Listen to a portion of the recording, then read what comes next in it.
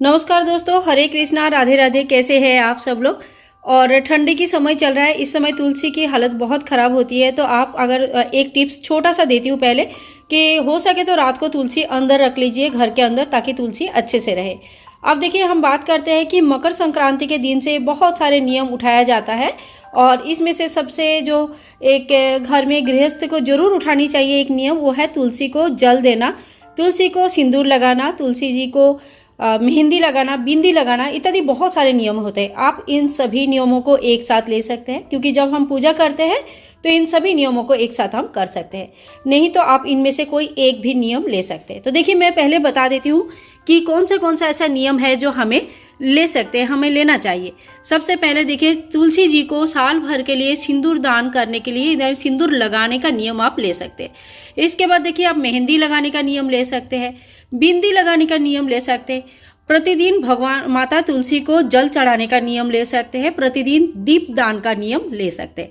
तो इन सभी चीज़ों को आपको एक ही वीडियो में मैं बता देती हूँ, और इन सभी नियम को आप एक ही साथ भी ले सकते हैं। तो ये है हमारी माता तुलसी, जो कि ठंडे के मारे बहुत ज़्यादा हालत ख़राब हो रही है। और मेरे पास और भी तुलसियाँ हैं जो मैंने पहले भी आप लोगों को दिखा के रखा है। तो चलिए शुरू करती हूँ आज का वीडियो, और पूजा हमें कैसे करनी है, नियम हमें कैसे करना है, वो देख लेते हैं। तो देखिए, तुलसी जी के यहाँ पे मैंने 5 नियमों के बारे में बताया है। सबसे पहले जल सींचने का नियम, फिर सिंदूर लगाने का नियम, उसके बाद मेहंदी लगाने का नियम, बिंदी लगाने का नियम, और साथ साथ में हमें दीप दान का नियम, और उद्यापन कैसे किया जाता है। तो इस नियम को शुरू किया जाता है पौष मास के संक्रांति यानी कि मकर संक्रांति के दिन से, और अगले साल मकर संक्रांति के दिन इनकी उद्यापन हो जाता है। कोई भी नियम आप अगर लेते हो तो उनके उद्यापन किया जाता है। तुलसी जी की पूजन हम लोग घर पर रोज़ करते हैं, लेकिन जब नियम से करते हैं तो चीज़ें और भी अच्छी तरह से ऑर्गेनाइज होते हैं। इस बीच में अगर आप पूजा नहीं कर पाते हैं बीच में, तो क्या करेंगे, कैसे करेंगे, ये भी मैंने इस वीडियो में आगे चल के बताया है। तो वीडियो के साथ बने रहिए, और चलिए शुरू करते हैं, और क्या क्या नियम है वो बता देते हैं। तो जिस दिन से आपने नियम शुरू करेंगे पौष मास का, उस दिन की पूजन भी क्या क्या करेंगे, माता तुलसी को उस दिन क्या क्या चढ़ानी है, ये भी मैं इस वीडियो में आप लोगों के साथ शेयर करने वाली हूँ। तो चलिए वीडियो के साथ जुड़े रहिए। तो सबसे पहला नियम जो लिया जाता है वो जल सींचने का नियम है। ये सुबह या शाम अपने हिसाब से आप संकल्प करके नियम शुरू करें।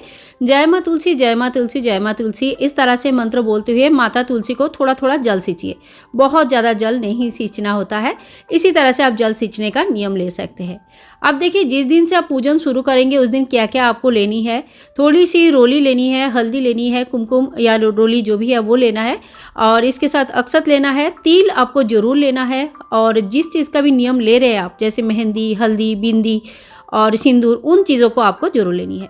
तो माँ को अभी धीरे धीरे हम थोड़ा सा चावल, थोड़ी सी मतलब अक्षत जो बिना टूटा हुआ चावल है वो चढ़ा दिया, हल्दी चढ़ाया, कुमकुम चढ़ाया, थोड़ी सी तिल चढ़ाया है, फूल चढ़ाया है। और इसके बाद आपने जो नियम लिया है उस डब्बी में एक सिंदूर भर के रख लीजिए, और 3 बार माता तुलसी की मांग इस तरह से भरा जाता है। इसको तुलसी की मांग भरने का नियम भी कहा जाता है। तो इस तरह से 3 बार सिंदूर रखें, और माता से प्रार्थना करें कि हमारा सिंदूर भी अक्षय अमर रहे, आपके आशीर्वाद से सदा सुहागन के आशीर्वाद हमें मिल जाए, और हम सदा सुहागन रहे। और इसके बाद देखिए, आपसे बात कर नेक्स्ट नियम जो है ना, आप ले सकते हैं मेहंदी लगाने के लिए। तो इस तरह से 2-4 कॉपी ला दीजिए, तो उसी से आपका साल भर चल जाएगा। बहुत अल्प परिमाण में लगाना होता है। तो हाथ में थोड़ी सी जो है ना तो मेहंदी लेके हम माता को लगाएंगे, और माँ को यही आशीर्वाद की प्राप्ति करेंगे कि माँ, मेरे हाथ की भी मेहंदी हमेशा इसी तरह से हरा भरा रहे। और इसी तरह से आप मेहंदी लगाने का नियम भी ले सकते हैं। इन नियमों को आप अलग अलग भी ले सकते हैं, और सभी नियम को एक साथ भी ले सकते हैं। इसके बाद देखिए, आप दीपदान का नियम ले सकते हैं। दीपदान में आपको तुलसी माता के सामने डेली दीपदान करनी होती है। आप चाहे तो मॉर्निंग में दीपदान का नियम ले सकते हैं, लेकिन ये दीपदान सूर्योदय से पहले यानी कि ब्रह्म मुहूर्त में होता है।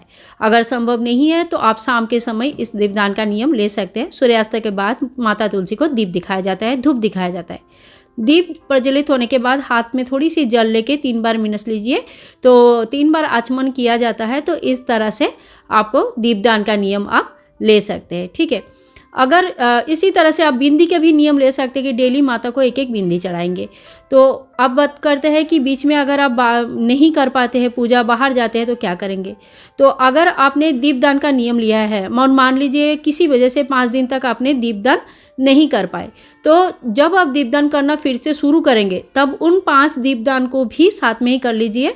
यानी कि 6वें दिन आप 6 दीपदान कर दीजिए तो आपका पूरा हो जाता है।